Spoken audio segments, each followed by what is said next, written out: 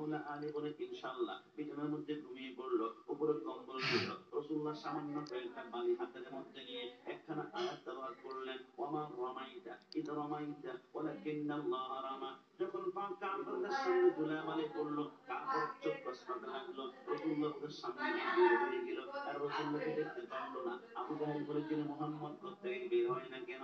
আবু লাহাব বলে, বের হয় না কেন? কিছুক্ষণ পর আবু লাহাব বলে, দরকার নাই, ঘরের ভিতরে ঢুকি আমরা তাকে হামলা করবো। সবাই একমত হলো, কাপড়ও ঢুকলো, দেখতে পারলো রাসূলুল্লাহর বিছানার মধ্যে একজন ঘুমিয়ে আছে কম্বল দিয়ে। আবু জাহেল বলে, উপরে দিয়ে কোপ মারো। ওই আবু লাহাব বলে, না না, কম্বলটা সরাও, এর চেহারা দেখে তাকে টুকরা টুকরা করে ফেলবো।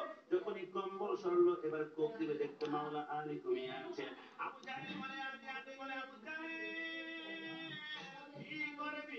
বলে, আমরা যদি কম্বলটা না সরিয়ে উপরে দিয়ে কোপ মারতাম, দুনিয়াটা করে মৃত্যুবরণ করতাম। মাওলা